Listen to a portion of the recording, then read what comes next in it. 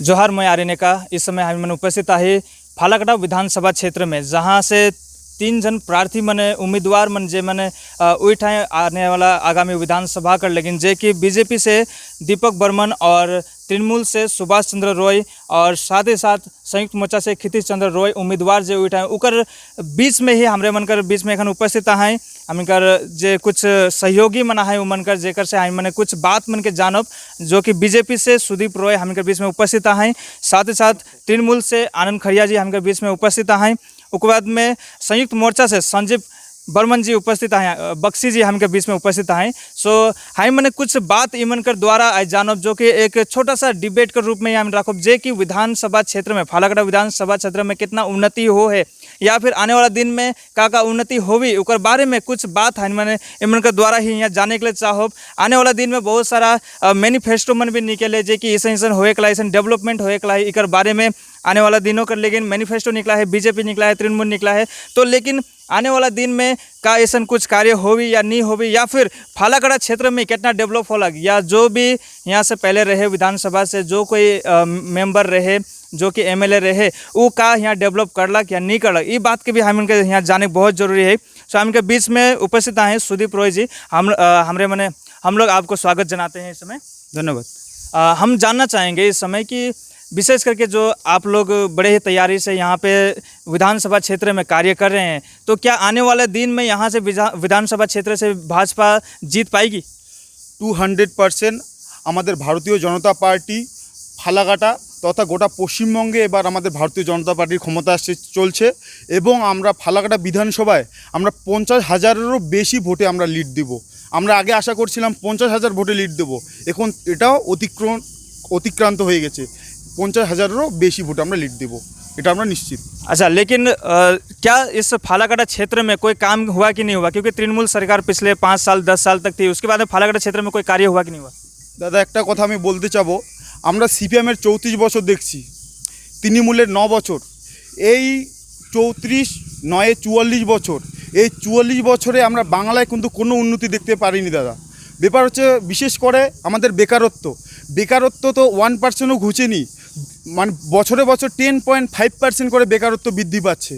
এখন আমাদের বেকার যে যুবক ছেলেরা আছি, আমাদের বাবা মারা অনেক জমি জায়গা বিক্রি করে সন্তানদের পড়াশোনা শেখায়, অনেক জমি জায়গা বিক্রি করে বন্ধক রেখে তারা বিএড ডিএড করাচ্ছে, কিন্তু তা সত্ত্বেও তারা তাদের নিজস্ব কেলিতে তারা তাদের উপযুক্ত কর্মসংস্থান পাচ্ছে না।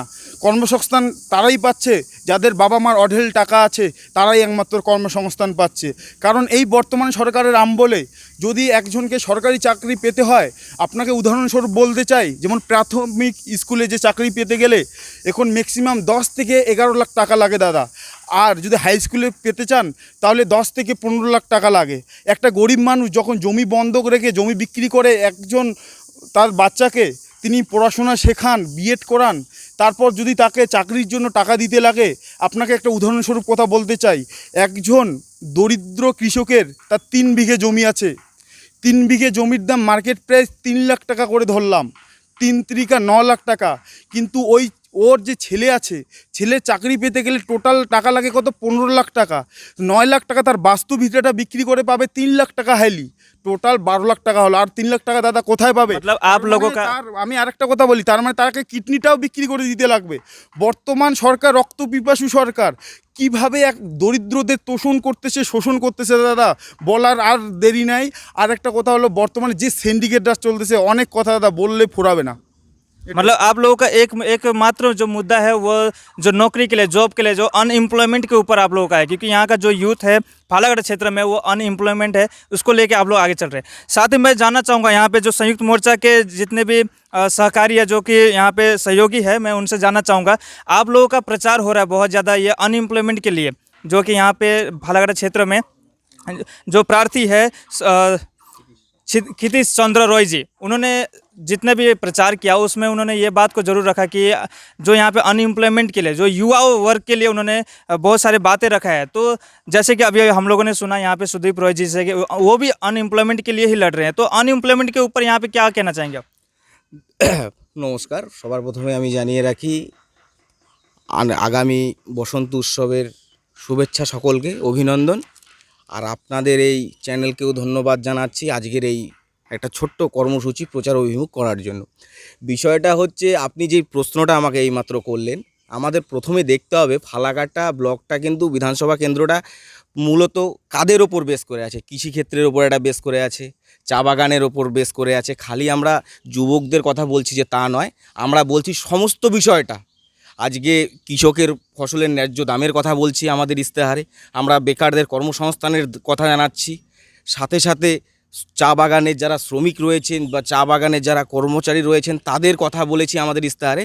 আপনি একটু যদি পারেন আমাদের যে 2021-এর বিধানসভা নির্বাচনে যে ইস্তেহার, সেই ইস্তেহারটার দিকে চোখ বুলালে আপনি দেখতে পারবেন যে আমাদের সামনের দিন আগামী ভবিষ্যৎ আমাদের কি পরিমাণ কি ভাবনা নিয়ে মানুষকে সাথে করে নিয়ে আমরা এগিয়ে যাব, এই জিনিসটা খুব পরিষ্কার পরিলক্ষিত হবে।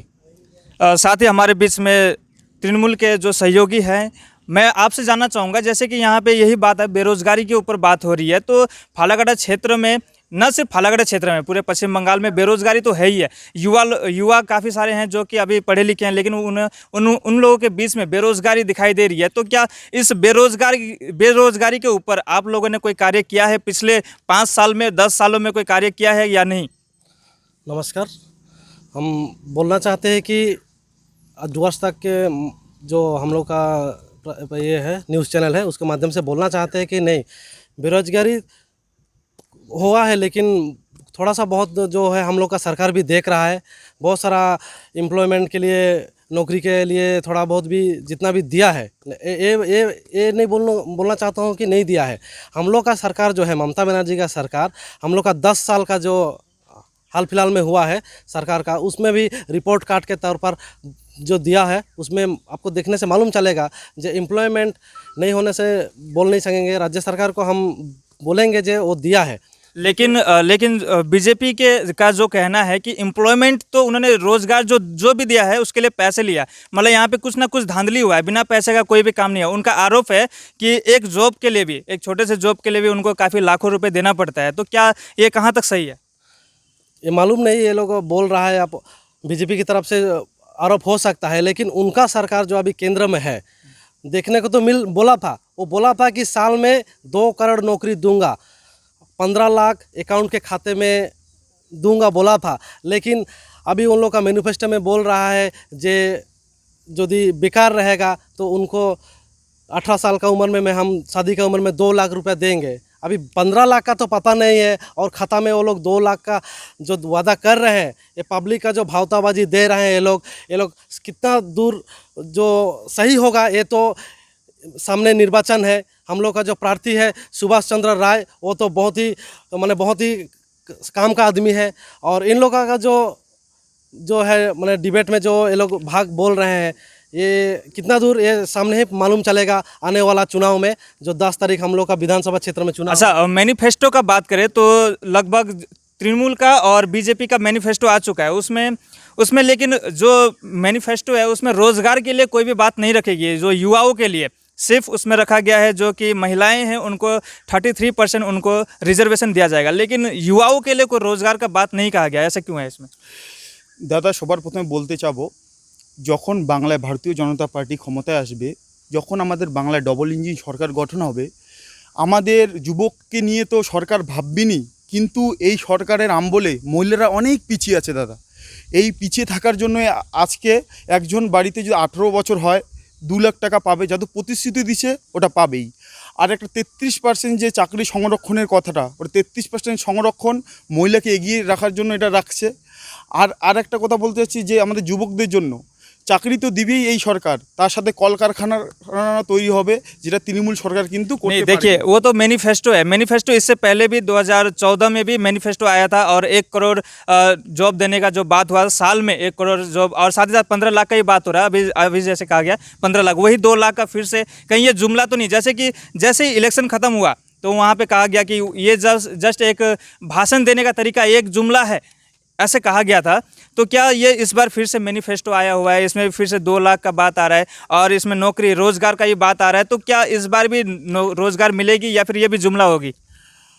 জনতার কাছে আমি একটা কথাই বলতে চাই, ভারতীয় জনতা পার্টি যে কথাটি বলে ওই কথাটি করে দেখাবে, এটা আমাদের দৃঢ় বিশ্বাস আছে। लेकिन 15 लाख रुपया तो दिया नहीं ना, 15 लाख जो देने का बात हुआ था। 15 লাখ টাকা দেয়নি, এটা আমি বলতেছি এখন আপনাদের সামনে। আমরা সামনের যে ছিল আমাদের কোভিড-19, যখন মহামারী ছিল, মহামারীর সময় আমাদের দরিদ্রর পাশে কে দাঁড়িয়েছিল? একমাত্র ভারতীয় জনতা পার্টি দাঁড়িয়েছিল। এই ভারতীয় জনতা পার্টি সমস্ত গরিব মানুষকে, যেমন বাগান এরিয়ায় 35 কেজি করে রেশন দিয়েছিল, এটা কথা আপনারা ভুলে যাননি হয়তো। 20 কেজি গম দিয়েছিল, 15 কেজি চাল দিয়েছিল, এবং মহিলাদের জনধন অ্যাকাউন্টে 500 টাকা করে কিন্তু দিয়েছিল, এবং 3 কিস্তিতে 1500 টাকা দিয়েছিল, এবং উজ্জ্বলা যোজনার মাধ্যমে 3টি গ্যাস সিলিন্ডার কিন্তু দিয়েছে, ফ্রিতে দিয়েছে। এগুলো কোনো টাকা কিন্তু নেয়নি দাদা। আর এই তৃণমূল সরকার শুধু ভাষণই দিয়েছে, এই তো রাজ্য সরকার আছে। लेकिन जो गैस दिया हुआ है, गैस देने के बाद में जनता, आज की जनता जो क्या करे, गैस तो दिया है लेकिन उसको भरने के लिए जो दाम बढ़ चुका है, 800 रुपये अभी हो चुका है। पहले जब गैस नहीं दिया था उस समय 400 था ना, वो तो जनता भी कह रही है कि अभी 800 कर दिया, हम लोग भरेंगे तो कैसे भरेंगे उसको, ये भी बात ला रहे। साथ ही अभी आपने जो कहा कि जो कोविड-19 के समय में, तो मैं तृणमूल से जानना चाहूँगा कि जो उन्होंने राशन दिया था, तो राशन में क्या बीजेपी सरकार द्वारा वो राशन आई थी या तृणमूल सरकार द्वारा? देखिए, तृणमूल का सरकार जो कहता है वो करता है। कोविड का परिस्थिति में भी हम लोग आदमी का साथ में था, पब्लिक का सामने में था। लेकिन वो 35 केजी तो बीजेपी सरकार ने दिया, ये कह रहे हैं। 35 किलो तो देखिए, जो कार्ड में वो लोग को था, सेंट्रल का दिया हुआ था पर हेड 5 किलो, लेकिन हम लोग का दीदी का सरकार है, 2 किलो रुपया में हम लोग का जो 35 किलो का राशन मिलता है पर किलो 2। लेकिन हम लोग का यहाँ उस टाइम में कोविड का परिस्थिति जो था, बगान नहीं, सिर्फ पूरा पश्चिम बंगाल, पूरा राज्य में वो मुफ्त में ही रेशन दिया गया है। और साथ ही साथ ये भी अभी जो सिचुएशन है, इसको देखते हुए भी अभी भी आर्थिक अवस्था से आदमी लोग खड़ा होने नहीं पाया है। सबको कोविड का जो जिस परिस्थिति था, बीते जो साल गया, वो अर्थनैतिक अवस्था में बहुत ही ख़राब गया। उसको देखते हुए हम लोग का राज्य सरकार, माननीय मुख्यमंत्री ममता बनर्जी, उन्होंने सोचा नहीं, अभी रेशन को और कुछ दिन मुफ्त में दिया जाए। लेकिन केंद्र को देखिए, वो कुछ दिन तक दिया। नरेंद्र मोदी जो सरकार है केंद्र का, वो कुछ दिन तक रेशन को बहाल रखा, और बीच में क्या किया, वो रुकवा करके वो जो केंद्र का जो रेशन था उसको स्टॉप कर दिया। मतलब अभी ममता बनर्जी का जो उनका जो रेशन था, वो खुद बोला है कि अभी जो रेशन तो दे रहा है पूरा मुफ्त में ही, लेकिन जो सरकार फिलहाल रहेगा, हम लोग का जो राज्य सरकार, जो इस बार सरकार गठन होगा, उन्होंने बोला है कि ज़िंदगी भर राशन मुफ्त में ही दिया जाएगा, उसका भी 1 रुपया ही नहीं लगेगा। और भी बोला है मैनिफेस्टो में, हम लोग का सरकार बोला है, जब सरकार जब बनेगा, ममता बनर्जी का सरकार बनेगा, हम लोग यहाँ पर इस बार जो बहुमत समर्थन से बहुमत से आ रहा है पूरा राज्य में, हम लोग 1-2 सीट लेके नहीं आ रहा है, पूरी हम लोग 200 सेंचुरी करके इस बार 200 का आंकड़ा पार करके हम लोग का सरकार इस बार बनेगा, ये पूरा हम लोग का विश्वास है। और हम लोग का जो इस बार का जो भूमिपुत्र है, हम लोग का भूमिपुत्र जो सुभाष चंद्र राय है, ये बहुत ही अच्छा हम लोग का जो प्रार्थी है। ये जब भी हम लोग बुलाते हैं उस टाइम मिलता है, और पता नहीं, और जो हम लोग का जो अपोजिशन का जो प्रार्थी है, उन लोग को देखने से ही मिलता अच्छा, विधायक के बारे में हम लोग बाद में बात करेंगे, विधायकों के जो उम्मीदवार हैं उनके बारे में। मैं यहाँ पे संयुक्त मोर्चा के सहयोगियों से मैं जानना चाहूँगा कि जो कि तृणमूल का जो मैनिफेस्टो आ चुका है, उसमें कुछ मोटे मोटे बात जो लिखे हुए हैं, जो कि हमारे डुवर्स क्षेत्र के लिए, डुवर्स क्षेत्र में काफ़ी सारे SC ST लोग भी रहते हैं, तो यहाँ पे जो भी कुछ उनका मैनिफेस्टो है, उसमें 5 लाख जॉब देने का, बेरोजगार सालाना 5 लाख रोजगार देने की बात उसमें कही गई है। इस बारे में क्या कहना चाहेंगे आप? দেখুন, প্রথমে তো বলি, এদের যে রাজ্য এবং কেন্দ্রে যে দুটো সরকার চলছে, এরা টোটালটাই ভাষণের ওপর দাঁড়ানো, ঠিক আছে।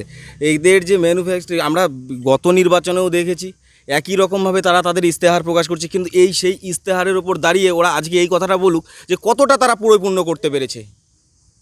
তারা পরিপূর্ণ করতে পারেনি বলে আবার নির্বাচন আসলো, আবার সেই একই রকমভাবে মানুষকে প্রতিশ্রুতি দেওয়ার যে এরা বদ্ধপরিকর, এরা মানুষকে মিথ্যে প্রতিশ্রুতি দেওয়ার বদ্ধপরিকর।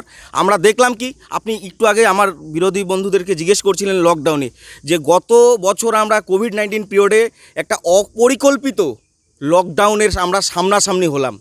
তাতে করে আমরা কি দেখলাম, হাজার হাজার লক্ষ লক্ষ পরিযায়ী শ্রমিক যারা আমাদের এই ফালাকাটা বিধানসভার বিভিন্ন এলাকা থেকে বাইরে গিয়েছিল, তাদের কথা চিন্তা না করে শুধুমাত্র পয়সাওয়ালা লোকের ধনী ব্যক্তিদের কথা চিন্তা করে আমার দেশের সরকার, রাজ্য সরকার বলুন, আপনি কেন্দ্রের সরকার বলুন, এই দুই সরকার মিলে আমাদের নাস্তানাবুদ করে দিয়েছে গত লকডাউনে। সেই লকডাউনের থেকে যে গরিব মানুষের, সাধারণ মানুষের, খেটে খাওয়া মাইনত মানুষের যে কোমর ভাঙা পরিস্থিতি, অর্থনৈতিক পরিস্থিতির কথাটা আমি বারবার মনে করিয়ে দিতে চাই। আজও আপনারা গিয়ে গিয়ে দেখবেন তারা আজও স্বাবলম্বী হয়ে উঠতে পারছে না। अच्छा, जो ये जो क्षेत्र है हम लोग का, हम ज़्यादातर एसटी ओबीसी एसटी एससी जो है ये क्षेत्र एसटी बेल्ट में भी कई सारे आते हैं। तो एक्चुअल में डुअर्स क्षेत्र में एसटी एससी के लिए संयुक्त मोर्चा क्या कार्य करने की जा रही है, उसके बारे में थोड़े से आप ब्रीफ करेंगे? जरूर। ये देखो, कहना कि मैं पहले भी आपको देखिए, क्योंकि मैं आपको इसलिए कह रहा हूँ क्योंकि जो तृणमूल सरकार है, ममता सरकार है, उन्होंने एसटी एससी को लेकर बहुत सारे उन्होंने प्लानिंग किया है। और भी जो है ये 5 लाख जॉब के साथ साथ उन्होंने ये भी कहा कि जो जनरल कैटेगरी के महिलाओं को 500 रुपये हर महीना उनको हर मासिक के तौर पे उनको दिया जाएगा, और एसटी एससी है उनको 1000 रुपये दिया जाएगा। तो संयुक्त मोर्चा के सरकार के द्वारा उन्होंने क्या प्लानिंग किया भाई? देखिए, पहली तो ये बात है, सॉरी, প্রথমত এই ব্যাপারটা খুব ক্লিয়ার যে আগামী বিধানসভা রেজাল্টের দিন আপনি দেখে নেবেন এই সরকারই আর থাকবে না। আর সরকার না থাকলে স্বাভাবিকভাবে প্রশ্নই ওঠে না যে কাকে কোথায় কত কী করে দিবে। আজকে মমতা ব্যানার্জি নিজে বলছিল ক্ষমতায় আসার পরে 99% কাজ শেষ, কিন্তু 2021-এর বিধানসভার প্রাককালে দাঁড়িয়ে দেখছি দুয়ারে সরকার, ঘরে সরকার, পাড়ায় সরকার চলছে। এটা আপনার আমার ট্যাক্সের টাকায় সরকার চলছে। তাহলে সরকারের একের পর এক ভুল নীতির জন্য মানুষ আর এদেরকে জায়গা দিবে না, না দিয়ে বিকল্প হিসেবে আগামী দিনে সংযুক্ত মোর্চাকেই মানুষ বেছে নেবে, এটাই আর আশাবাদী আমরা। আর আরেকটা কথা আপনাকে বলতে চাচ্ছি যে আপনি যেই কথাটা আমাকে বারবার প্রশ্ন করছেন, আর দেখেন তৃণমূল এবং বিজেপি দুটো দলেরই একটা আইডিওলজি, একটা জায়গায় কি মানুষে বিভেদ তৈরি করো, মানুষের মধ্যে দ্বন্দ্ব তৈরি করো। কীভাবে? জাতের নামে আলাদা করে দিচ্ছে, কাস্টের নামে আলাদা করে দিচ্ছে। আমরা দেখতে পাচ্ছি আদিবাসী সমাজকে 2-3টা ভাগে ভাগ করে দেওয়া হচ্ছে, নেপালি সমাজকে 2-3টা ভাগে ভাগ করে দেওয়া হচ্ছে। আপনি বলুন, একটা এলাকাতে 2-3টা সমাজ যদি এভাবে গড়ে ওঠে তাহলে তাদের মধ্যে এই যে একটা যে সুপ্ত ঠান্ডা লড়াই, এই লড়াইটা অলরেডি পশ্চিমবঙ্গে শুরু হয়েছে। মানুষ এর থেকে পরিত্রাণ চাচ্ছে এবং মানুষ ভাবছে যে নতুন কিছু একটা দরকার, কারণ যাদের আমরা দরকারে পাই তাদেরকে আমরা সরকারে চাই। এটা হচ্ছে একদম পরিষ্কার কথা আমাদের। যাদেরকে আমরা দরকারে পাই তাদেরকে আমরা সরকারে চাই। ओके, धन्यवाद। और हमारे बीच में अभी बीजेपी के सहयोगी हैं, तो आपके जो मैनिफेस्टो है उसमें एक लिखा हुआ है कि फ्री एजुकेशन फॉर जितने भी फीमेल्स हैं उनके लिए, जो महिलाओं के लिए फ्री एजुकेशन केजी से लेकर पीजी तक उसमें लिखा हुआ है। तो सिर्फ महिलाओं के लिए क्यों? इसमें तो जो पुरुष हैं, जो कि युवा वर्ग है, उनके लिए भी तो कोई एजुकेशन का सिस्टम, क्योंकि तृणमूल सरकार है, फ्री एजुकेशन फॉर ऑल किया गया है। तृणमूल सरकार के द्वारा फ्री एजुकेशन सभी के लिए है, उसमें कोई महिलाएं नहीं किया गया, कोई जो पुरुष है उसके लिए नहीं किया गया, लेकिन सभी के लिए किया गया है। लेकिन अभी जो बीजेपी सरकार है वो कह रही है, बीजेपी के द्वारा कहा जा रहा है कि जो महिलाएं हैं उनके लिए, ओनली फॉर फीमेल के लिए फ्री एजुकेशन। ऐसा क्यों है? দাদা, সবার প্রথমে বলতে চাবো যে মহিলাদের জন্য বলছে এটাও ঠিক, কিন্তু আমাদের পুরুষের দিকেও, এই যুব সমাজের দিকেও যখন এই সরকার আসবে আমাদের দিকে তো তাকাবেই, তার সাথে সাথে মহিলাদের জন্য, যেহেতু মহিলারা পিছিয়ে আছে এজন্য মহিলাদের কথাটাই এখানে উদ্বৃত্ত। अच्छा, उसमें आपके मैनिफेस्टो में और एक चीज़ लिखा हुआ है कि जो सबसे ज़्यादा safest, one of the safest place जो होगा वो पश्चिम बंगाल होगा, वेस्ट बंगाल होगा महिलाओं के लिए। तो क्या महिला यहाँ पे सुरक्षित रह सकती है? तो क्या वहाँ पे जो उत्तर प्रदेश में वहाँ पे सुरक्षित क्यों नहीं है महिलाएं? দাদা, একটা কথা বলতে চাই। 2018 সালের ইসে অনুযায়ী, সেন্সাস অনুযায়ী দেখতে পারা গেছিল 64,000 মহিলার উপর অত্যাচার করা হয়েছে, যেটা গোটা ভারতবর্ষের মধ্যে 3য় স্থান দখল করেছে কিন্তু পশ্চিমবঙ্গ। এবং 1000-এরও থেকে বেশি মহিলা ধর্ষিত হয়েছে এবং 700-রও থেকে বেশি মহিলাকে অ্যাসিড ছোড়া হয়েছে। দাদা, এই অ্যাসিড এবং ধর্ষণের দিক থেকে পশ্চিমবঙ্গ প্রথম স্থানে আছে। এজন্যই মহিলাদের উপর সবথেকে বেশি জোর দেওয়া হয়েছে, মহিলা সুরক্ষার ব্যবস্থা করা হয়েছে, কারণ পশ্চিমবঙ্গে মহিলারা খুবই অবহেলিত, খুবই অত্যাচারিত। এজন্য लेकिन उत्तर प्रदेश में तो खुलेआम हो रहा है ना, वो चीज़ हम लोग देख रहे हैं। उत्तर प्रदेश में जो हाथरस कांड हुआ उसके बाद में कुछ ही दिन पहले जब उत्तर प्रदेश के जो मुख्यमंत्री है वो यहाँ पे आए थे, योगी आदित्यनाथ, उसके बाद में वो यहाँ पे थे और वहाँ पे फिर से एक कांड हो गया जो कि रेप कांड हुआ था। तो ऐसा वो तो खुलेआम हो रहा है। तो यहाँ पे पश्चिम बंगाल में कैसे महिलाएं सुरक्षित रह सकती हैं? উত্তর প্রদেশে যদি এইরকম কেউ ভয়াবহ কাণ্ড করে তার শাস্তি কিন্তু যোগী আদিত্যনাথ দেয়, কিন্তু পশ্চিমবঙ্গে যদি এরকম কোনো কিছু হয় তাদেরকে কিন্তু প্রশ্রয় দেয় এই সরকার, বর্তমানে সেই প্রশ্রয় দেয়।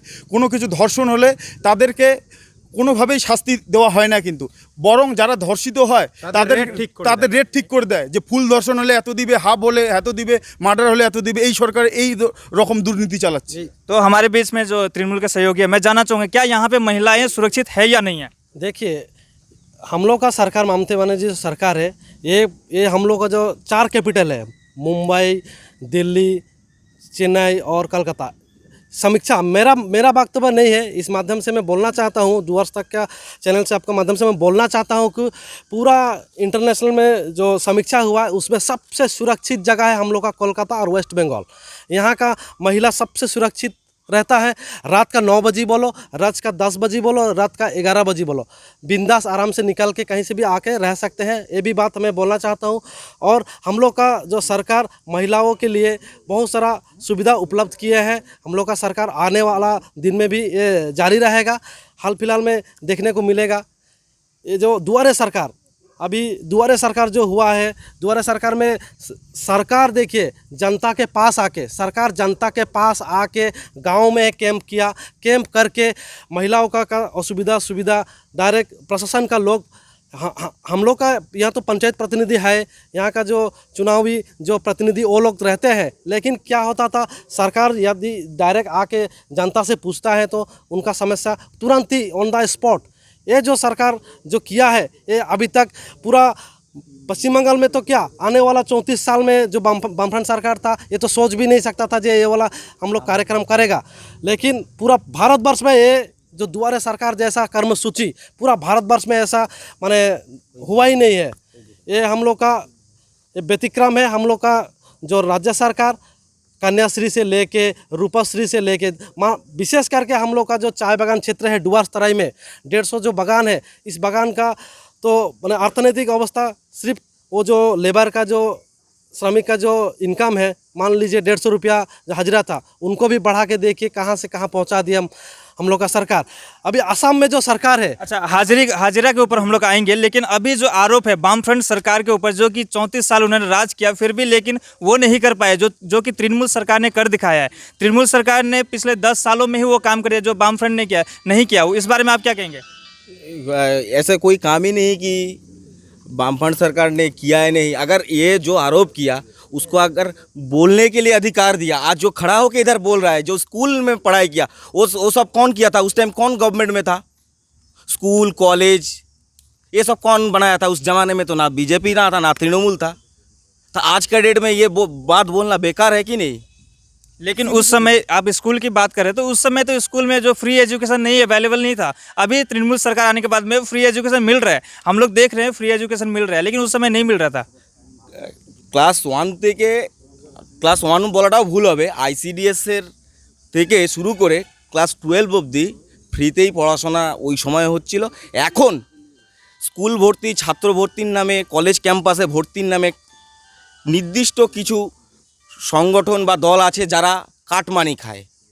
স্কুলে ভর্তি হতে গেলে একটা বাচ্চা ক্লাস 7-8-এ পড়ে, আপনি হয়তো দেখতে পারবেন যে তার ভর্তির ফিসটা সে সময়কার আর বর্তমানের যে ভর্তির ফিসটা সেটা আকাশ আর পাতালের ডিফারেন্স। যেখানে আমাদের সংবিধান বলে, আমার দেশের আইন বলে যে শিক্ষা আমাদের বিনামূল্যে দেওয়া উচিত, এটা রাষ্ট্র বা তথা দেশের কর্তব্য। अच्छा, हम लोग अगर शिक्षा की बात करें तो मैं आप लोगों को बता दूं जो कि मैनिफेस्टो आया हुआ है उसमें जो मोटे तौर पे लिखा गया तृणमूल सरकार के द्वारा लिखा गया है कि इसमें मैं आपको थोड़ा पढ़ के बताऊंगा। जो 100 नए स्कूल बनेंगे जो कि इंग्लिश मीडियम के होंगे, 100 नए स्कूल बनेंगे इंग्लिश मीडियम के, और साथ ही साथ 1500 पारा टीचर उसमें लगेंगे, उनको फिर से उसमें रिक्रूट किया जाएगा। और साथ ही साथ 100 न्यू स्कूल होंगे वो सादरी लैंग्वेज में होंगे, और सादरी लैंग्वेज में उसके बाद में उसमें 300 पैरा टीचर रखा जाएगा और 200 राजवंशी स्कूल होगा। ये मैनिफेस्टो में लिखा गया।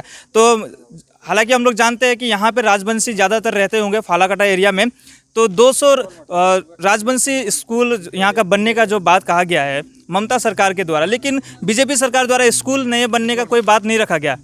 সবার প্রথমে একটা কথাই বলতে চাবো, যে স্কুলগুলো আছে আমাদের পশ্চিমবঙ্গে ওই স্কুলে পর্যাপ্ত পরিমাণে টিচার্স নেই। যে উপযুক্ত শিক্ষা দিবে স্কুলগুলিতে দেখবেন সঠিকভাবে পড়াশোনা এখন কিন্তু হচ্ছে না, শুধু মিড ডে মিল হচ্ছে, মিড ডে মিল খেয়েই বর্তমান ছাত্ররা বাড়িতে চলে যাচ্ছে। তো এই স্কুলগুলোতে পড়াশোনা ঠিক হচ্ছে না, আবার স্কুল গঠন করে আবার কি পড়াশোনা হবে আপনারা ওটা বুঝতেই পারছেন।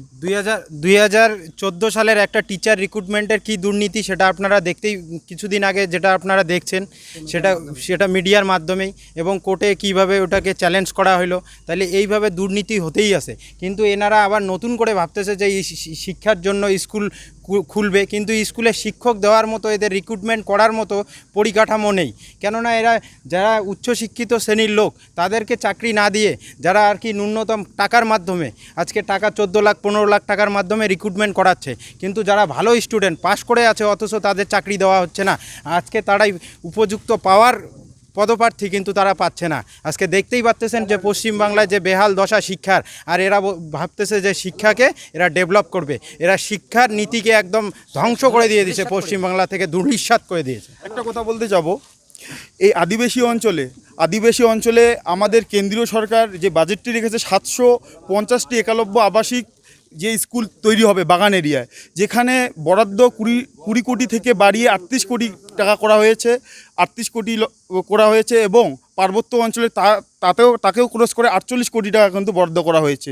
এই বাজেটে কিন্তু এটা আছে কিন্তু। अच्छा ठीक है, मैं स्कूल के ऊपर बात करूँगा तो तृणमूल सरकार जो है कि उन्होंने ये भी कहा है कि 100 सादरी स्कूल बनेंगे, सादरी लैंग्वेज में सादरी स्कूल 100 बनने वाले हैं। तो क्या मैं आप लोगों से जानना चाहूँगा कि सादरी लैंग्वेज को मान्यता प्राप्त है कि नहीं है? मान्यता प्राप्त है। नहीं, अभी तक ऑफिशियली ये नहीं कहा गया कि सादरी लैंग्वेज को मान्यता प्राप्त नहीं दिया गया, लेकिन सादरी स्कूल बनने वाले हैं, ये क्यों, ऐसा क्यों है?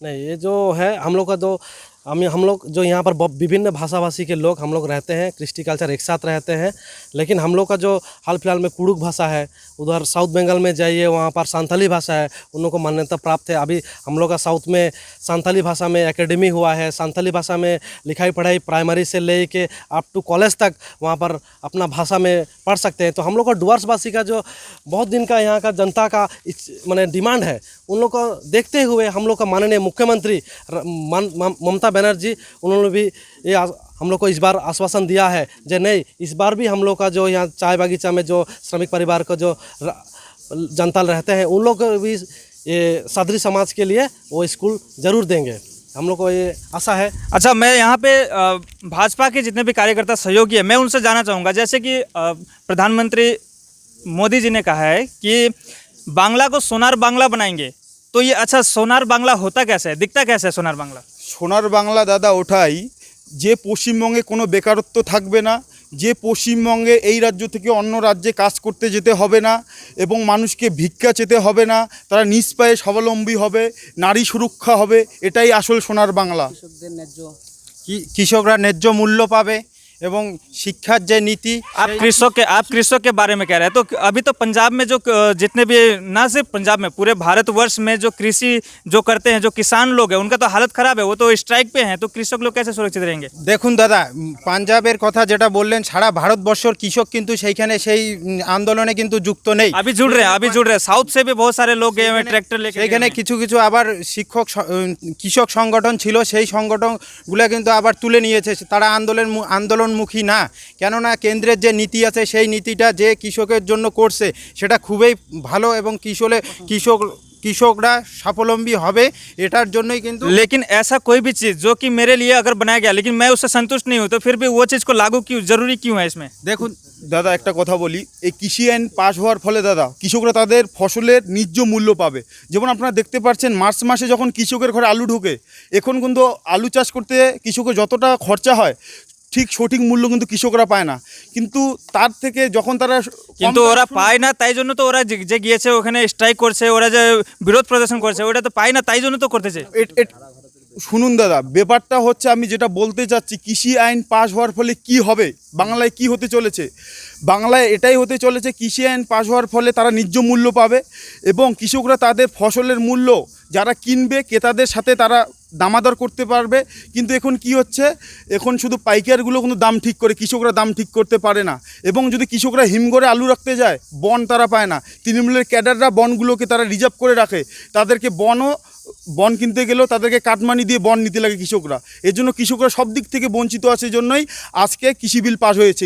কিন্তু এখন যা কিছু বিক্রি হচ্ছে, যেরকম ট্রেন বিক্রি হবে, তারপরে আমরা দেখছি এলআইসি বিক্রি হচ্ছে, বিক্রি করেছে, এলআইসিও বিক্রি করেছে।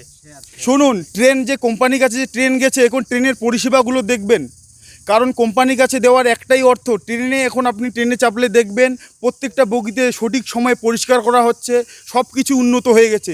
এই উন্নত চিন্তাভাবনার জন্যই কিন্তু ট্রেনটাকে কোম্পানিতে দেওয়া হয়েছে। लेकिन जो बिक्री हो रहा है उसके बाद में हम लोग देख रहे हैं कि जो इसका जो फेयर में है वो बहुत ज़्यादा बढ़ गया है, जो कि जाने आने का जो भी लगता था चार्ज वो बढ़ चुका है। तो ऐसा है ना कि जब वो बिक्री हो रहा है तो वो ज़्यादा बढ़ रहा है, उसमें हम लोग का फेयर चार्जेस बढ़ रहा है, आने जाने का किराया बढ़ रहा है, तो ऐसा चल रहा है। तो ये क्या हम लोग के लिए सही है? एक गरीब जनता के लिए, एक गरीब जनता को देखें, जिसके पास पैसा है वो तो ठीक है, वो यहाँ से अगर फालाकटा बीरपड़ा से भी अगर वो सिलीगुड़ी जा रहा है तो उसको पहले 20 रुपये 30 रुपये लगता था, लेकिन अभी वही जगह पे 100 रुपये हो चुका है उसको बिक्री होने के पर। तो ये क्या गरीब जनता के लिए ठीक है? যেটা বললেন যে বিক্রি হওয়ার পর এই টাকাটা, যেটা আপনি কোন পরিপ্রেক্ষিতে বলছেন, এই কোভিড-19 পরিপ্রেক্ষিতে বলতেছেন না কোন পরিপ্রেক্ষিতে কথাটা বলছেন? अभी कोविड-19 के बाद में ये बढ़ा है, लेकिन उससे पहले ही कोविड-19 के बीचों बीच में ही एलआईसी भी बिक्री हुआ है, उसके बाद में एयर इंडिया बिक्री हो चुका है, ये सारा कुछ बिक चुका है। और हालांकि अभी जो ट्रेन के ऊपर भी हम लोग को अदानी जो लिखा देखते हैं, हम लोग ट्रेन के ऊपर भी लिखा हुआ देख रहे हैं, तो शायद वो मोटा मोटी वो भी बिक्री हो चुका है। और उसी के बाद में ही हम लोग देख रहे हैं जो फेयर चार्जेस बढ़ चुका है। तो जब बिक्री हो रहा है तो इससे क्या हम लोग को, जो गरीब जनता है, उनको कोई लाभ है? আমাদের দেশ উন্নত হলে অবশ্যই গরিব জনতারও লাভ হবে।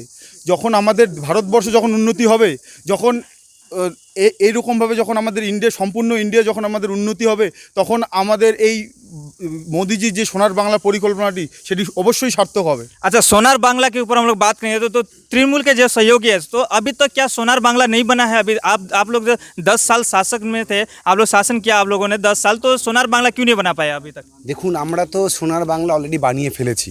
আর বিজেপি যে বলছে, এরা যে বড় বড় যে আমরা ক্ষমতায় আসলে পরে সোনার বাংলা তৈরি করব, ওদের সোনার বাংলা তো আমরা সবাই জানি। কারণ ওদের যে সভাপতি, পশ্চিমবঙ্গ সভাপতি দিলীপ ঘোষ বলেছে যে গরুর দুধ থেকে নাকি সোনা তৈরি হয়। এবার গরু বেশি করে নিয়ে বিভিন্ন দেশ থেকে গরু নিয়ে আসবে, গরু নিয়ে সেখান থেকে দুধ বের করবে, সেই দুধ জাল দিয়ে যদি সোনা বের হয় তাহলে হয়তো সোনার বাংলা তৈরি করতে তারা পারবে। কারণ বিজেপিরা অলরেডি উত্তরপ্রদেশে ক্ষমতায় রয়েছে, গুজরাটে ক্ষমতায় রয়েছে, মধ্যপ্রদেশে ক্ষমতায় রয়েছে।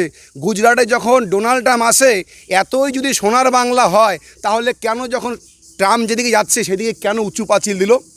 পৃথিবীর মধ্যে সবচেয়ে, এরা বলে নাকি সর্ববৃহৎ দল বিজেপি, সবচেয়ে ঢপবাজি দল হলো একমাত্র আমাদের ভারতবর্ষ, আমাদের বিজেপি। দোসরা মেয়েতে যে কী এদের ফল হবে না, এরা কিন্তু বুঝতে পারবে, কারণ সব কিছু ভাওতা। আজকে দেখুন তো পেপারের মধ্যে কি বেরিয়েছে, এই যে একটা মহিলার ছবি দিয়েছে, মোদি আত্মনির্ভর বিজ্ঞাপনে সেই মহিলার বাড়িই নেই। এত ঢপবাজি, এত নোংরা দল বিশ্বে কোথাও নেই। মহিলা ছবি দিয়েছে, সেই মহিলা নাকি বলছে আমি বাড়ি পেয়েছি, আমি আত্মনির্ভর হয়েছি, কিন্তু পেপারে দিয়েছে যে আদৌ বাড়ি পায়নি। তাহলে আপনারাই ভাবতে পারছেন বিজেপিরা কি মিথ্যাচার করছে। পশ্চিমবঙ্গ ধ্বংস করতে যাচ্ছে এরা। আজকে আমরা হিন্দু, মুসলিম, জৈন, খ্রিস্টান সব একসাথে বসবাস করতে পারবো না বিজেপি আসলে ক্ষমতায়। পৃথিবীর মধ্যে আমি বলবো সোনার বাংলা নয়, এরা ধ্বংস করতে চাইছে বাংলাকে। মমতা বন্দ্যোপাধ্যায় থাকলে পরেই বাংলা তো সোনার বাংলা হয়ে গেছে, আগামী দিনে আরও উন্নত হবে। अच्छा, हमारे बीच में फिर से मैं बीजेपी के जो सहयोगी है उनसे मैं जानना चाहूँगा, जो कि अभी मैनिफेस्टो आ चुका है उसमें। দাদা নমস্কার, এখানে একটা কথা বলি, যে দাদারা বলল যে বিজেপি আসলে নাকি বাংলা বলে শেষ হয়ে যাবে। আমরা মোদিজির নেতৃত্বে দেখতে পারছি ভারতবর্ষ, মোদিজির নেতৃত্বে দেখতে পারছি ভারতবর্ষ বিশ্বের 1 নাম্বার দেশে পরিণত হচ্ছে, এবং বিশ্বের তাবৎ তাবর বড় বড় নেতারা মোদিজিকে নমস্কার করছে। আমাদের গর্ব হওয়া উচিত ভারতবাসী হিসাবে যে বিশ্বের তাবৎ তাবর নেতারা আজকে মোদিজির কাছে নত হচ্ছেন এবং ভারতবর্ষকে এক জায়গায় নাম নিয়ে যাচ্ছেন। আমরা বাংলায় কি দেখতে পাচ্ছি, বাংলা দিনের দিন পিছনে পড়ে যাচ্ছে।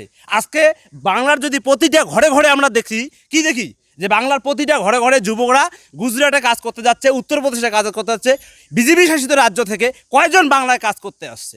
বাংলায় দেখতে পাচ্ছি এটা বিজেপি শাসিত রাজ্য থেকে একমাত্র ব্যাংকে দেখি, ইয়াতে দেখি, সব নন বেঙ্গলিরা এসে বাংলায় ভর্তি হচ্ছে। শুধু যে কোনো সার্ভিস জবে যারা যে কোনো সার্ভিস জবে যদি আমরা দেখতে পাই সব নন বেঙ্গলিরা এসে বাংলায় কাজ করছে, আর বাঙালিরা আমরা কি করতেছি অন্য রাজ্যে লেবারির কাজ করতে গেছি। এই 9.5 বছরে এবং 35 বছরে বাংলার কি হাল করে দিচ্ছে সেটা বাংলার প্রতিটা যদি আমরা বাড়িতে গিয়ে দেখি তাহলে দেখতে পারবো। আমরা ইশতেহারে আসবো এখন প্রতিটা বাড়ি থেকেই একজন না একজন হয় গুজরাটে নয় উত্তরপ্রদেশে যে কোনো রাজ্যে দেখেন বাঙালিরাই শুধু কাজে যাচ্ছে। আর বাংলা অন্য রাজ্য থেকে বাংলায় কয়জন আসছে? পশ্চিম বাংলার কারখানা হচ্ছে বোমা বারুদের কারখানা। আজকে মালদা যান, বীরভূম যান, সেখানে হচ্ছে বোমাবাজির কারখানা। আজকে দেখবেন দক্ষিণবঙ্গে গেলেই কুচবিহারে যান, সেইখানে বোমার কারখানা, বারুদের কারখানা। মুর্শিদাবাদে যান, বীরভূমে যান, হ্যাঁ बोमा बारूদের कारखाना। अच्छा ठीक है, हम लोग तृणमूल के जो सहयोगी है उनसे हम जानना चाहेंगे, जो कि इतने दिनों से खेला होबे कह रहे हैं, तो ये खेला होबे किस जगह पे यहाँ पे उन्नति होबे क्यों नहीं बोला जा रहा है? देखिए ये जो खेला होबे जो बोल रहा है ना, ये এটা খেলাই একটা রাজনীতি এখন সব দল মাঠে নামছে, কিন্তু এটার জায়গা মানে উন্নতি হবে তো বলা যায় তো না? উন্নতি তো আমরা করছি। মমতা বন্দ্যোপাধ্যায় নেতৃত্বে 10 বছর হতে চললো, আমরা পশ্চিমবাংলার জন্য অজস্র উন্নয়ন কিন্তু আমরা করছি কিন্তু। এবং আপনারা বলতে পারবেন না মমতা ব্যানার্জির আমলে আমরা যখন সিপিআইএম ছিল তখন আমরা রাস্তাঘাটে কি পরিস্থিতি ছিল, বিদ্যুতের কি পরিস্থিতি ছিল, বিদ্যুৎ সব কিছু কিন্তু আমরা কিন্তু দেখছি কিন্তু বললাম উন্নয়ন কিন্তু পশ্চিমবঙ্গে অবশ্যই। আমি এসে শুনছিলাম আমার বিজেপির ভাইয়েরা বলছিল যে পশ্চিমবঙ্গে নাকি রেপ হলে নাকি কোনো বিচার হয় না। আরে আপনার সবাই যে উত্তরপ্রদেশে হাসরতে রেপ হয়েছে, জ্বলন্ত পুড়িয়ে দিয়েছে এবং ওপেন গুলি করে মেরে দিচ্ছে। পশ্চিমবঙ্গে নাকি বোম বারুদের কারখানা, কিন্তু পশ্চিমবঙ্গে দেখছেন মস্তানি হচ্ছে, পশ্চিমবঙ্গে কেউ মস্তানি করতে পারে না। উত্তরপ্রদেশে রেপ করা হচ্ছে, জ্যান্ত জ্বালিয়ে দেওয়া হচ্ছে, গুলি করে মেরে দেওয়া হচ্ছে। পশ্চিমবঙ্গে অনেক ভদ্র কিন্তু ট্রাক্টরে চেপে দেওয়া মারা হচ্ছে। আর আমার বন্ধুরা বলছে কৃষক দরদি, অথচ বিশ্বের মধ্যে সবচেয়ে কৃষক। अच्छा, हमारे बीच में जो संयुक्त मोर्चा के जो सहयोगी हैं, मैं आपको बीच में आने के लिए कहूँगा। आपको जो इस समय जो इश्तिहार उन्हें दिखाए गए, बीजेपी सरकार कह रही है कि सभी आत्मनिर्भर होने के लिए, लेकिन उनका खुद ही घर नहीं है। लेकिन अभी तृणमूल सरकार ने 5 लाख जो घर देने का जो बात किया है, उसके बाद में और 25 लाख जो बांग्लार आवास योजना, इसके तहत 25 लाख घर देने का बात किया है। तो यही बात जब जो वाम फ्रंट जब थी यहाँ पे 34 साल, तब उन्होंने क्यों नहीं कहा? দেখুন সব সময় পরিবেশ পরিস্থিতি একরকম থাকে না। আমি একটা কথা পরিষ্কারভাবে বলতে পারি, বিজেপি বা আপনি তৃণমূল যেই দলটাই বলেন, যে কনফিডেন্স নিয়ে মিথ্যা কথা যদি বলতে পারে এই দুটো দলই বলতে পারে। কারণ এতক্ষণ ধরে আপনি যখন প্রোগ্রামটা অ্যারেঞ্জ করছিলেন, কন্টিনিউয়াসলি করছিলেন, আমি ওদের সবার বক্তব্য শুনছিলাম। একজন বলতেছে যে কিষাণ আন্দোলন। এবার আমি বলি কিষাণ আন্দোলনে হচ্ছে আমাদের যে কোনো লাভ নেই, আমাদের যে ক্ষতি তার একটা ছোট্ট উদাহরণ। আমরা যারা ছোট কৃষক তারা তো আমরা যে খাদ্যশস্য যেগুলো হয় সেসব জিনিস তো আমরা স্টোরেজ করতে পারবো না, আমাদের কাছে ওরকম আর্থিক ব্যবস্থা নেই বা পুঁজি নেই। কারা এই জিনিসগুলোকে স্টোর করবে? পয়সাওয়ালারা, পুঁজিপতিরা। এবার পুঁজিপতিরা যদি ঘরের মধ্যে স্টোর করে রাখে, যখন এটাকে মার্কেটে ছাড়বে ও চাইলেই মার্কেট ক্রাইসিস করতে পারে, খুব স্বাভাবিক। তা এই কৃষি যে বিলটা, এই কৃষি বিলটাকে কখন ফাইনাল করা হলো আমরা দেখতে পারলাম যখন সারা দেশ জুড়ে লকডাউন চলছে, মানুষ ঘরের থেকে বাইরে বেরোতে পারছে না, তখন সংসদে বসে সংখ্যাগরিষ্ঠ অবশ্যই আছে তাদের, আমি অস্বীকার করছি না বা মানছি না তাও নয়, তাদের সংখ্যাগরিষ্ঠ আছে বিজেপির। তো তাছাড়াও মানে ভারতের তো একটা সংবিধান, ন্যূনতম সংবিধান আছে। অবশ্য এই কথাটাও ঠিক, এদের কাছ থেকে সংবিধানের মান রক্ষা কীভাবে আমরা আশা করব? কারণ যখন এরা শপথ গ্রহণ অনুষ্ঠানটা করে সরকার বানানোর জন্য, তখন কেউ তোলে জয় মা কালী, কেউ তোলে জয় শ্রীরাম, কেউ ইনশাআল্লাহ, আল্লাহু আকবার। ওটা সংসদ ভবন, সেখানে দেশের জন্য নতুন আইন তৈরি করা হয়, ঠিক আছে, আইনের উপর আলোচনা করা হয়, ওটা কোনো ধর্মীয় জায়গা না, এই কথাটা প্রথমে মনে রাখতে। अच्छा ठीक है, हम लोग बीजेपी के जो सहयोगी हैं हम उनसे जानना चाहेंगे कि जो कि अभी जो घर आवास योजना के जो बात हो रही है, आवास योजना की जो ठीक है आवास योजना की जो बात हो रही है ना, जो कि इश्तिहार में दिया गया है, तो तृणमूल सरकार जो है वो इस समय 4 सुंदरी जो आवास योजना जो निकाला गया है, 4 सुंदरी, तो वो तो सरकार तो दे ही रही है, साथ ही साथ जो मैनिफेस्टो में 25 लाख घर देने का जो बात किया गया, लेकिन बीजेपी सरकार के द्वारा जो हम लोग ने इश्तिहार देखा कि आवास योजना मिलेगा, फिर भी नहीं मिला है। इस बारे में क्या कहेंगे आप? আমি একটা কথা বলতে চাচ্ছি, প্রধানমন্ত্রী যে আবাস যোজনা কিছুদিন আগে লিস্ট বের হয়েছিল, আমাদের অনেক গরিব লোক কিন্তু প্রধানমন্ত্রী আবাস যোজনাটি পেয়েছে, কিন্তু বর্তমান তৃণমূল সরকার সেই আবাস যোজনাটাকে বলছে বাংলার আবাস যোজনা। আর কথা বলতে চাই, PMAY এর ফুল ফর্ম কি বাংলা আবাস যোজনা? PMAY এর ফুল ফর্ম কি বাংলা আবাস যোজনা? কিন্তু তারা হ্যাঁ? আজকে প্রধানমন্ত্রী তারা আবাস কি বোঝে না? প্রধানমন্ত্রী আবাস যোজনাকে তারা বাংলার আবাস যোজনা বলে প্রচার করতেছে ভোট তাদের ভোট ব্যাংকে প্রশমিত করার জন্য, কিন্তু এটা কিন্তু ঠিক করছে না। কেন্দ্রীয় সরকার দিচ্ছে টাকা, নাম কামাচ্ছে পিসিমণি, এটা হবে না। বাংলায় এই দুর্নীতি আমরা চাই না। বাংলায় কি হচ্ছে, বাংলায় দিনে দিনে আমরা কি দেখছি, গণতন্ত্র কিন্তু হনন হচ্ছে বাংলায়। বাংলায় গণতন্ত্র হনন হচ্ছে। আপনারা কিছুদিন আগে, আমি এটাও বলতে চাবো, কিছুদিন আপনারা দেখতে পেরেছেন উত্তর দিনাজপুরের যে হেমতাবাদের বিধায়ক নাম দেবেন্দ্রনাথ রায়, তাকে বাড়ি থেকে মাঝরাতে ডেকে নিয়ে গিয়ে দোকানের সামনে কিন্তু ঝুলিয়ে দেওয়া হয়েছিল। আমরা কি ধরনের রাজনীতি করতেছে তারা, যে একজন আমাদের বিজেপিতে আসছে জন্য তাকে ঝুলিয়ে তাকে হত্যা করা হয়েছে। अच्छा, तृणमूल से हम लोग जानना चाहें, जो मार काट की जो राजनीति हो रही है, ये आरोप है बीजेपी के द्वारा जो कि मार काट की राजनीति हो रही है, इस बारे में आप क्या कहेंगे? बीजेपी तो खाली भावताबाजी देगा, कुछ जो बोला है वो तो वादा नहीं किया है। और इस बार भी वो जो बोल रहा है घर, हम लोग का माननीय मुख्यमंत्री है, आज देखिए चाय सुंदरी 5 लाख का स्कीम, 5 लाख का ऊपर का स्कीम, साथ में ज़मीन का पट्टा और पानी का सुविधा और इलेक्ट्रिक मुफ्त, ये हम लोग का सरकार ममता बनर्जी कर रहा है। हम लोग का हाल फिलहाल में चाय बागान, जो बंद बागान है मुजनई चाय बागान में, हम लोग का इलाका से 200 श्रमिक परिवार यहाँ तक गए थे। और ये लोग भावताबाजी जो सरकार चला रहा है केंद्र में, अभी तो बोल रहा है हम लोग का जो भैया बोल रहा है, हम लोग का अगेंस्ट वाला भैया बोल रहा था जे प्रधानमंत्री आवास योजना। आज देखिए हम लोग सुनने में दुख लगता है जब हम लोग भारतवर्ष में है, आज एक ठो स्टेडियम 1,20,000 कैपेसिटी है, और सरदार वल्लभ भाई जो स्वर्गीय उनका नाम में था, वो प्रधानमंत्री क्या कर रहे हैं, खुद का नाम में अभी तक जीवित है। ये क्या हम लोग का किस ओर ले जा रहा है प्रधानमंत्री, देखिए। अच्छा, मैं आपको एक ऐसा समय होगा, ये पूरा भारतवर्ष का नाम चेंज करके, इंडिया का नाम चेंज करके मोदी आ जाएगा। ये तो हो जाएगा, बस कुछ देर बाकी है। हम लोग को देखिए, चार सुंदरी का जो बात है, मैं आपसे जानना चाहूँगा, चार सुंदरी में एक मैनिफेस्टो में लिखा हुआ है, जो चार सुंदरी है वो बगान में जो वर्कर है, परमानेंट वर्कर, उनको सिर्फ घर मिलेगा। तो बगान में सिर्फ परमानेंट वर्कर ही नहीं रहते, जो कि जिनका काम नहीं है वो भी रहते हैं, जो टेम्परेरी काम करते हैं बगान में, उनका भी वो भी रहते हैं। तो क्या उनको नहीं मिलेगा? नहीं, ऐसा नहीं, सबको मिलेगा, स्टेप बाय स्टेप मिलेगा। लेकिन फिलहाल में हम लोग का जो माने जो वर्कर्स से देखा गया है चाय बागान का जो अंदर में, पहले ऐसा सिचुएशन था वामपंथ का समय में, वामपंथी जो यहाँ राज चलाया था 34 साल, पंचायत सिस्टम तो नहीं था, बाद में 98 में आया यहाँ पर पंचायत सिस्टम का। बाद में जो घर मिलता था, जो मजदूरों को घर मिलता था, वो बगान का ज़मीन में नहीं मिलता था, वो मिलता था कहाँ, PWD में, वो भी परमिशन का तहत। फिर भी जो परमिशन नहीं मिला तो बनाने नहीं सकता था। लेकिन हम लोग का जो सरकार आया है, माननीय मुख्यमंत्री के जो तृणमूल का सरकार है, आज पहले आता था साल में 20 से 50, अभी आ रहा है ढलाव अनलिमिटेड। हम लोग का हाल फिलहाल में इस साल के ही तहत हम लोग देख रहे हैं, यहाँ पर पूरा हम लोग का अंचल में 200 आया है, तो पूरा राज्य में कितना होगा। ये तो मैंने अनलिमिटेड घर आ रहा है, पंचायत का सिस्टम से भी घर आएगा। और चाय बागान का लिए स्पेशल जो पैकेज घोषणा किया है, वो 500 करोड़ चाय सुंदरी में उसको पकड़ा गया है, और साथ में 3 लाख श्रमिक का घर होगा। तो ये तो सब तरफ का उन्नयन है।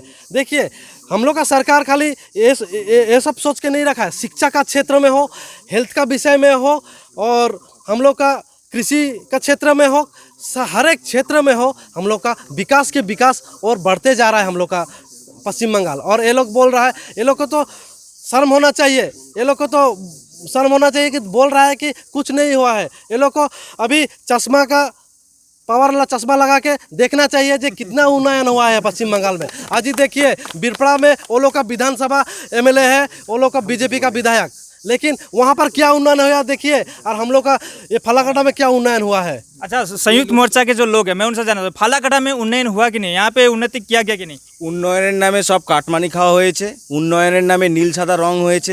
এর বাইরে আপনি যদি বলতে পারেন যে উন্নয়ন হয়েছে, তাহলে আপনাকে উল্টা আমি প্রশ্ন করব, বিষয়টা হচ্ছে উন্নয়ন এই জায়গাটায় হয়েছে, নেতাদের নিজের উন্নয়ন হয়েছে। কিভাবে আমি তার প্রমাণটা, আপনি সরকারে থাকবেন কাজ করবেন না তা তো হয় না। আপনি বানিয়ে নেন একটা জটেশ্বর কলেজ, ফালাকাটা দশমী ঘাট বানাইছেন, আমি মানছি, কিন্তু সরকারে থাকতে গেলে তো কিছু তো করতে হবে। প্রকৃত অর্থে উন্নয়ন কোথায়? আমাদের যে নাগরিক, ফালাকাটাবাসী হিসেবে আমরা যে নাগরিক, সেই নাগরিকের উন্নয়নটা কোথায়, সেই জায়গাটা গিয়ে দেখে। আজকে বিধানসভা নির্বাচনের প্রাককালে দাঁড়িয়ে ফালাকাটাকে পৌরসভা ঘোষণা করতে হচ্ছে, কি ঠিক তো? 2011 সালে বামফ্রন্ট সরকার থাকার সময় লাস্ট আমাদের ছিল যে ফালাকাটাকে আমরা পৌরসভা ঘোষণা করব। কিসের কারণে, কি যুক্তি দেখিয়ে এত 10 বছর ডিলে করে দেওয়া হলো। अच्छा, मैं आपसे एक अंतिम बात जानना चाहूँगा आपसे कि आने वाले दिन में अगर यहाँ से जो वाम फ्रंट की सरकार आ जाती है या फिर यहाँ के जो विधायक वाम फ्रंट के होते हैं तो यहाँ पे क्या उन्नयन के कार्य करने वाले हैं आप?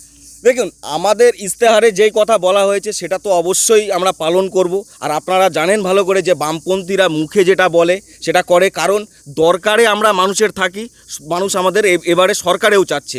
সারা বছর ধরে রাস্তায় আছি, সারা বছর ধরে মানুষের পাশে আছি। বিধানসভা নির্বাচনের পরেও প্রত্যেকটা মানুষের সাথে থেকে আমরা 5 বছর আমাদের সরকার পরিচালনা করব।